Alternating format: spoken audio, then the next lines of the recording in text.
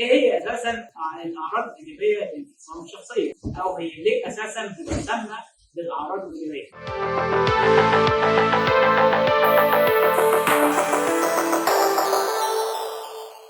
طيب اهلا بكم يا جماعه، دي حلقه جديده من قناه يوسف سايكولوجي لايف. مساء الخير طبعا عليكم جميعا.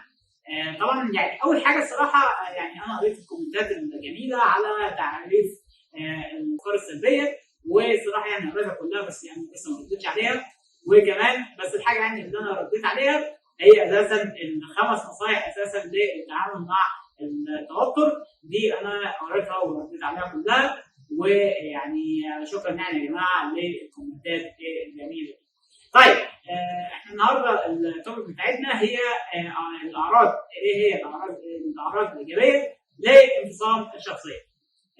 انا عارف ان انا اتكلمت في فيديو سابق على الفرق ما بين الاعراض الايجابيه والاعراض السلبيه، بس الصراحه يعني انا كنت حابب ان انا يعني دي فيديو كده مفصل ايه هي اساسا الاعراض الايجابيه وليه هي بتسمى اساسا بالاعراض الايجابيه وهي ايه اصلا. طيب الاعراض الايجابيه هتبقى مقسمه اساسا ل يعني الهلوسه والاوهام، دول اكتر حاجتين هتبقى مهمين يعني. وكمان هي ليه اساسا بتسمى اساسا بالاعراض الايجابيه. ما تنسوش اكونت في الديسكربشن. ليتس جو. اوكي بصوا يا جماعه، هي الاعراض عامه بتبدا في بدايه المراهقه، اثناء المراهقه، وكمان في بدايه البلوغ، ده العادي يعني بتاعها. بس هي ليها كده ممكن هي تبدا تبان علامات بتاعتها في الطفوله، العلامات المبكره بتاعتها بتبان في الطفوله. الانفصام ممكن يتعالج، ممكن يتعالج، بس يعني لو اتلحق يعني في اوله فممكن يتعالج، بس بالادويه وكمان بمضادات الذهان، فدي اساسا ممكن يتعالج. وكمان المعالجه اساسا دايما اساسا للانفصام بتساعد ان انت تسيطر على الاعراض، وكمان على الوقايه كمان من الاعراض دي. كمان في حاجه ان في اساسا على مستوى العالم في 20 مليون اساسا بيصاب مصاب بالانفصام، واكثر منهم اساسا بيصاب اساسا بالاعراض الايجابيه للحاله دي. هنخش على الحاجه الثانيه اللي هي ايه هي اساسا الاعراض الايجابيه اصلا للانفصام.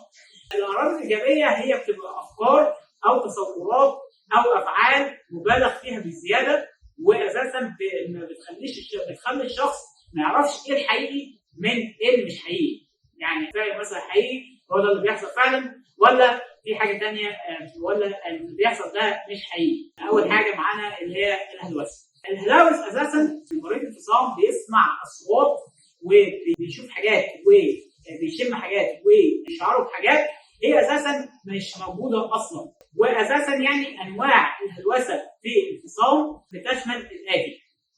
اول حاجه هي الهلوسه السمعيه.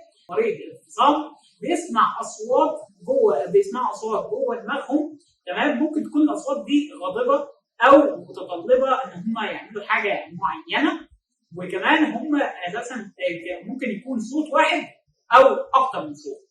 الصوت دي يكون ان هو بيهمس، بيتكلم مثلا بصوت واطي، او ان هو الصوت ده غضبان، او حتى ان الصوت ده بيبقى متطلب اساسا ان هو يعمل له حاجه معينه. بغض النظر هي بتبقى عاليه او بتبقى اصوات عاليه او صوت واحد او اكتر من صوت، زي الحادثه كان حد مثلا بيتكلم اساسا في جنبه، او كانه يعني بيتكلم مع حد يعني. تاني نقطه ننتقل ليها اللي هي الهلوسه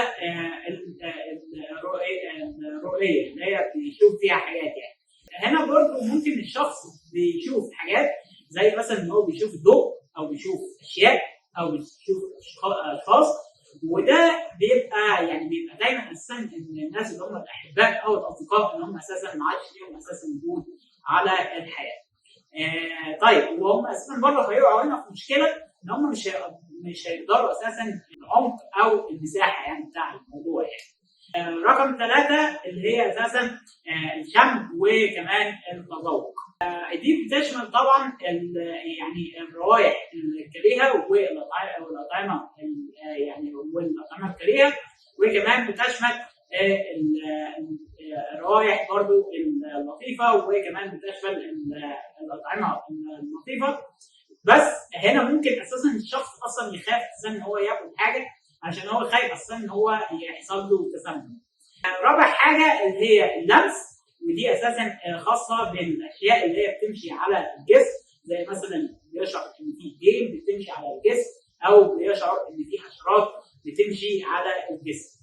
وصراحه يعني يا جماعه هو اكتر نوع الصراحه يعني منتشر اساسا في الفصام، واساسا يعني اكتر نوع شائع هو اساسا الهلوسه السمعيه. في دراسه قامت مع ان هم بيصوروا بالادوات العصبيه، ان هم اساسا لاحظوا ان في اساسا مشاكل في منطقه الكلام في الدماغ.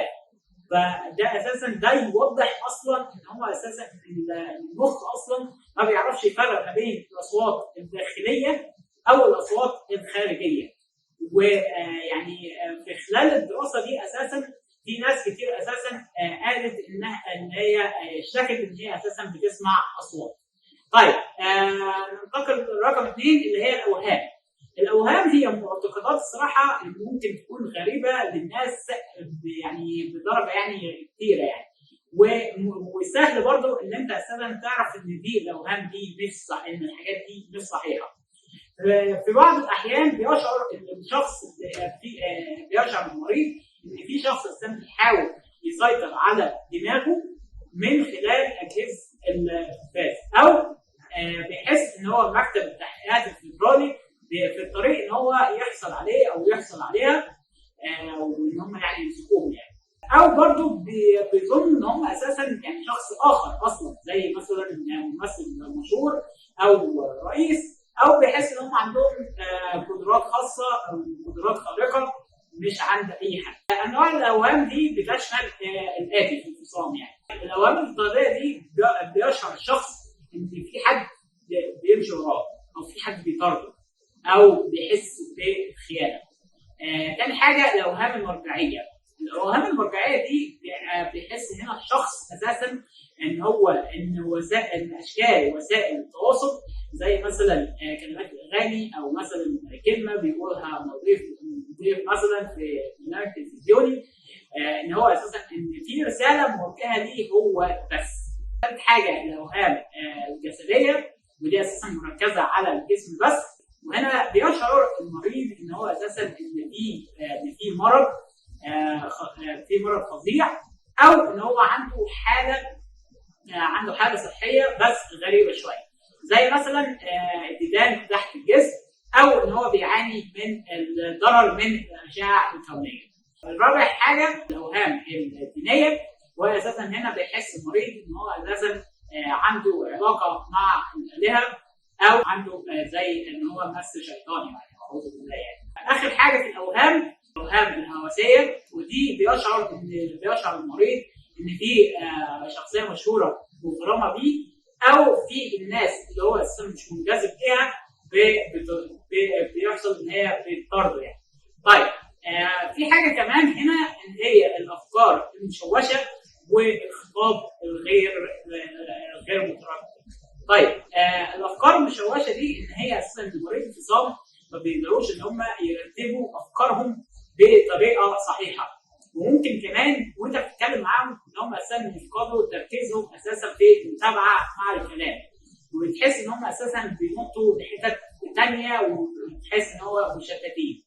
وكمان ان هم اساسا لما بييجوا يتكلموا بتحس ان كلامهم ملخبط، وبتحس ان هو في حاجات كده مش مفهومه. في حاجه كمان اللي هي اضطراب الحركه. اضطراب الحركه دي ان هو اساسا الناس اساسا المريضه بالفصام بتشوف ان هم في بعض الاحيان ان هم يكونوا عصبيين، وفي بعض الاحيان تحس ان هم بيعملوا حركات كتير متعدده ومش مترابطه يعني، او ممكن ان هم يفضلوا على حاله لمده ساعات طويله. وهنا اساسا بيقولوا الخبراء ان هي زي ان كان الشخص ده يعني في حاله جمود يعني. ننتقل لحاجه كمان اللي هي التغيرات السلوكيه والفكريه. التغيرات الفكريه والسلوكيه دي هو بيلاحظ اساسا مريض الفصام ان في تغيرات غير متوقعه في السلوك وكمان الفكر.